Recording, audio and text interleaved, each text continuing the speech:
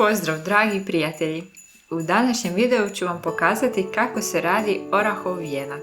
Zapravo jako sličan orehnjači, ovaj kruh sa tijestom obogaćen maslacem i jajima oblikujemo u obliku dekorativnog vijenca i tako ga činimo savršenim za blagdane.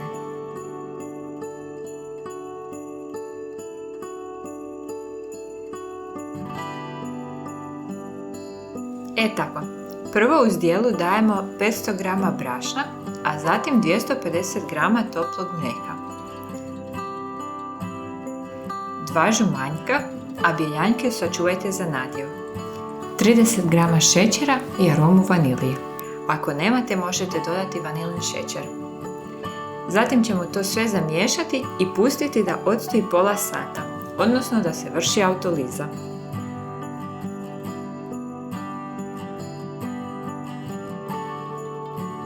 Za to ćemo vrijeme izvagati 50 g maslaca i pustiti da omekša na sobnu temperaturu.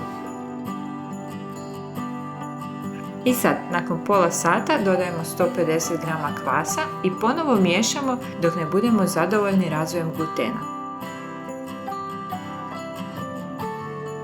U početku će se malo teže mijesiti jer je početna smjesa malo tvrđa, pa možete mikseru pomoći i povremeno stati sa strugate stranice.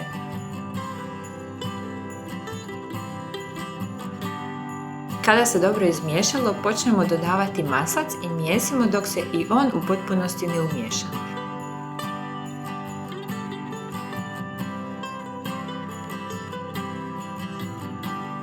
Ja sam zatim prebacila tijesto u drugu zdjelu i ostavila da se diže. Tijesto je počelo s temperaturom od 25 stupnjeva i u sobnoj temperaturi od oko 20 stupnjeva. I trebalo mu je oko 8 sati da se udvostruči. No nemojte se nikada voditi vremenom, već povećanjem volumena tijesta. I to gledamo da se poveća 2 do 2,5 puta. Zatim sam ga stavila u hladnjak do jutra, što je bilo otprilike nekih 12 sati. Drugi dan ujutro pripremamo nadjev. 400 g oraha i 100 g šećera, a ako volite slađe, možete i više dati ili kasnije posipati šećerom u prahu. Orah je sa meljenom.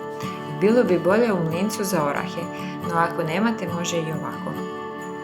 Sada možete još dodati sve što volite: rum, limonovu koricu, koricu naranđe, cimet ili čak kvasnije i grožđice. I na kraju dodamo one bjeljanjke što smo jučer sačuvali i oni će pomoći da se smjesa poveže.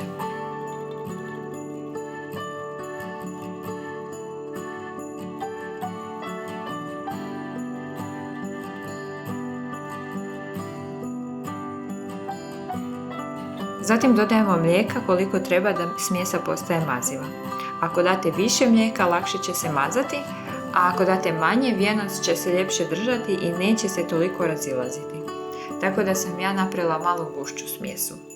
Zatim tijesto izvadimo iz hladnjaka. Možete ga ostaviti malo da se ugrije pa će biti lakše ga razvaljati, a možete ovako i ravno iz hladnjaka oblikovati.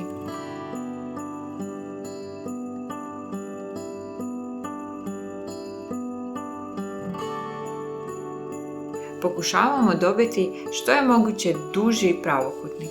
Ako ne ide razvaljati, pričekajte 10 minuta pa probajte opet. U to vrijeme će se tijesto malo zagrijati, a gluten opustiti pa će ići lakše. Nakon toga dodajemo nadjev i rasporedimo ga što ravnopravnije.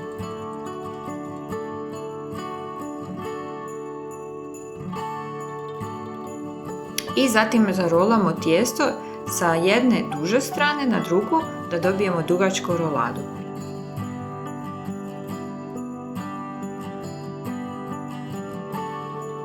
Probajte što čvršće rolati da se nadjev bolje zalijepi.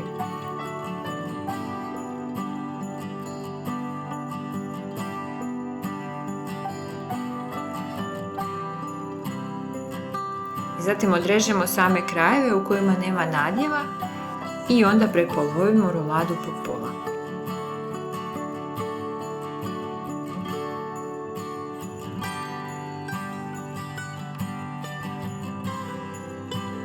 I sad jednostavno te dvije polovice ispreplećemo oko sebe. a zatim i drugu stranu.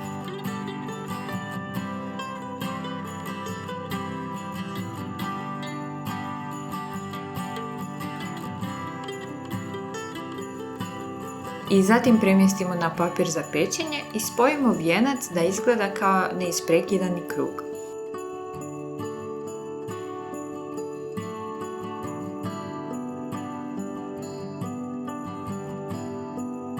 Nakon toga pokrijemo folijom ili vrećicom da se ne isušuje i ostavimo dizati. Moj vijenac se dizao u predgrijanoj pečnici na otprilike 30 stupnjeva i trebalo mu je oko 3 sata.